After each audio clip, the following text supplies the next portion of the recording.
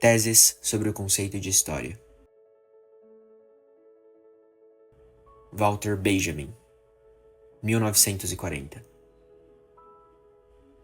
Tese número 1.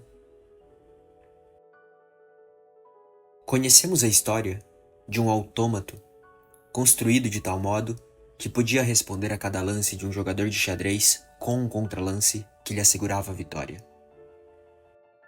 Um fantoche vestido à turca, com um narguilé na boca, sentava-se diante do tabuleiro, colocado numa grande mesa. Um sistema de espelhos criava a ilusão de que a mesa era totalmente visível, em todos os seus pormenores. Na realidade, um anão corcunda se escondia nela, um mestre no xadrez, que dirigia com cordéis a mão do fantoche. Podemos imaginar uma contrapartida filosófica desse mecanismo. O fantoche, chamado materialismo histórico, ganhará sempre. Ele pode enfrentar qualquer desafio, desde que tome a seu serviço a teologia. Hoje, ela é reconhecidamente pequena e feia, e não ousa mostrar-se. Tese número 2. Abre aspas. Entre os atributos mais surpreendentes da alma humana, diz Lotze, está, ao lado de tanto egoísmo individual, uma ausência geral de inveja de cada presente com relação a seu futuro. Fecha aspas. Essa reflexão conduz-nos a pensar que nossa imagem da felicidade é totalmente marcada pela época que nos foi atribuída pelo curso da nossa existência. A felicidade capaz de suscitar nossa inveja está toda, inteira, no ar que já respiramos, nos homens com os quais poderíamos ter conversado, nas mulheres que poderíamos ter possuído. Em outras palavras, a imagem da felicidade está indissoluvelmente ligada à da salvação.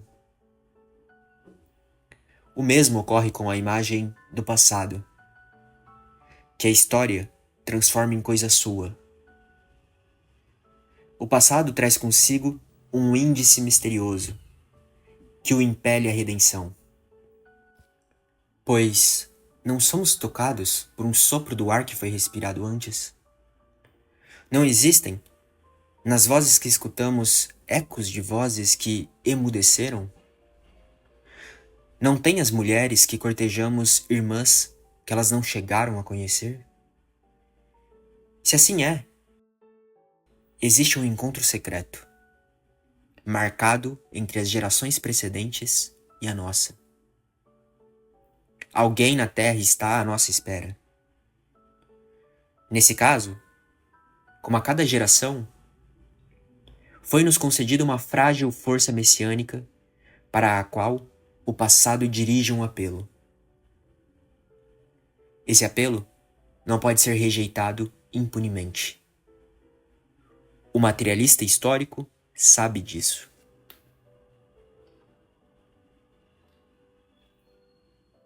Tese número 3. O cronista que narra os acontecimentos, sem distinguir entre os grandes e os pequenos, leva em conta a verdade de que nada do que um dia aconteceu pode ser considerado perdido para a história. Sem dúvida, somente a humanidade redimida poderá apropriar-se totalmente do seu passado. Isso quer dizer, somente para a humanidade redimida o passado é citável, em cada um dos seus momentos. Cada momento vivido transforma-se numa citation à l'ordre du jour. E esse dia é justamente o do juízo final. Tese número 4. Abre aspas. Lutai primeiro pela alimentação e pelo vestuário, e em seguida o reino de Deus virá por si mesmo. Fecha aspas. Hegel, 1807. A luta de classes, que um historiador educado por Marx jamais perde de vista, é uma luta pelas coisas brutas e materiais, sem as quais não existem as refinadas e espirituais. Mas na luta de classes, essas coisas espirituais não podem ser representadas como despojos atribuídos ao vencedor. Elas se manifestam nessa luta sob a forma da confiança, da coragem, do humor, da astúcia, da firmeza, e agem de longe do fundo dos tempos. Elas questionarão sempre cada vitória dos dominadores. Assim como as flores dirigem sua corola para o sol, o passado, graças a um misterioso heliotropismo, tenta dirigir-se para o sol que se levanta no céu da história. O materialismo histórico deve ficar atento a essa transformação, a mais imperceptível de todas. Tese número 5. A verdadeira imagem do passado perpassa veloz. O passado só se deixa fixar como imagem que relampeja irreversivelmente no momento em que é reconhecido. Abre aspas, a verdade nunca nos escapará, fecha aspas. Essa frase de Gottfried Keller caracteriza o ponto exato em que o historicismo se separa do materialismo histórico. Pois irrecuperável é cada imagem do passado que se dirige ao presente, sem que esse presente se sinta visado por ela.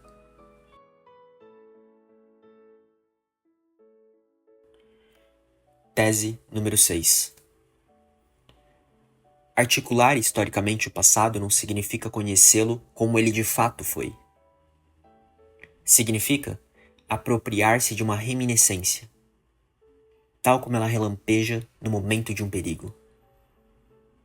Cabe ao materialismo histórico fixar uma imagem do passado, como ela se apresenta no momento do perigo ao sujeito histórico sem que ele tenha consciência disso.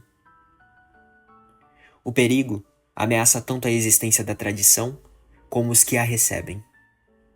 Para ambos, o perigo é o mesmo: entregar-se às classes dominantes como seu instrumento. Em cada época, é preciso arrancar a tradição ao conformismo que quer apoderar-se dela.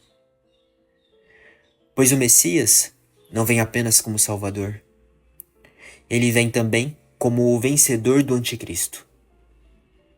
O dom de despertar no passado as centelhas da esperança é privilégio exclusivo do historiador convencido de que também os mortos não estarão em segurança se o inimigo vencer. E esse inimigo não tem cessado de vencer.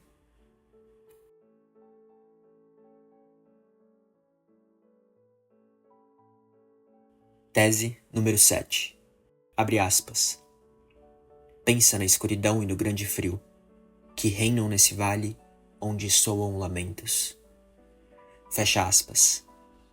Brecht, Ópera dos Três Vinténs. Fustel de Coulanges recomenda ao historiador interessado em ressuscitar uma época que esqueça tudo o que sabe sobre fases posteriores da história. Impossível caracterizar melhor o método com o qual rompeu o materialismo histórico. Esse método é o da empatia. Sua origem é a inércia do coração, a ascedia, que desespera de apropriar-se da verdadeira imagem histórica em seu relampejar fugaz. Para os teólogos medievais, a ascedia era o primeiro fundamento da tristeza. Flaubert, que a conhecia, escreveu: Peu de gens devineront combien il a fallu être triste pour ressusciter Carthage. Isto é, poucas pessoas serão capazes de imaginar como foi preciso estar triste para ressuscitar Cartago. A natureza dessa tristeza se tomará mais clara se nos perguntarmos Com quem o investigador historicista estabelece uma relação de empatia? A resposta é inequívoca: com o vencedor.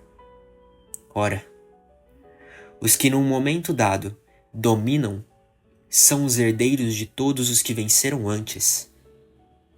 A empatia com o vencedor beneficia sempre, portanto, esses dominadores. Isso diz tudo para o materialista histórico. Todos os que até hoje venceram participam do cortejo triunfal em que os dominadores de hoje espezinham os corpos dos que estão prostrados no chão. Os despojos são carregados no cortejo como de praxe. Esses despojos são o que chamamos bens culturais.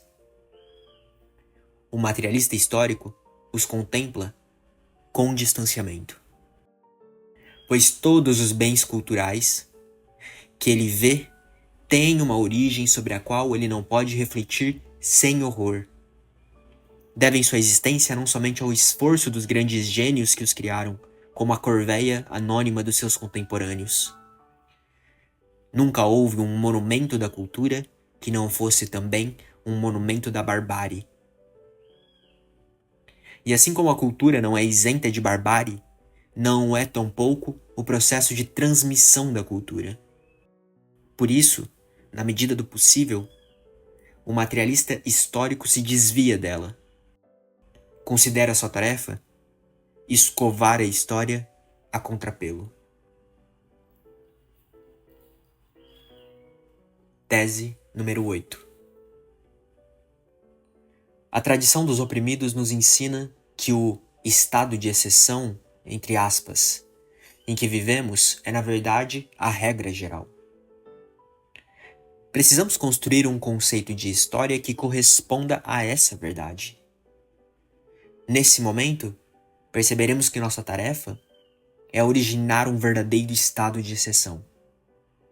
Com isso, nossa posição ficará mais forte na luta contra o fascismo. Este se beneficia da circunstância de que seus adversários o enfrentam em nome do progresso, considerado como uma norma histórica. O assombro com o fato de que os episódios que vivemos no século XX ainda sejam possíveis não é um assombro filosófico. Ele não gera nenhum conhecimento a não ser o conhecimento de que a concepção de história da qual emana semelhante assombro é insustentável.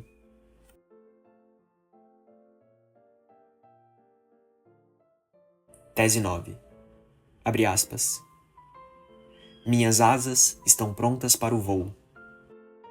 Se pudesse, eu retrocederia, pois eu seria menos feliz se permanecesse imerso no tempo vivo.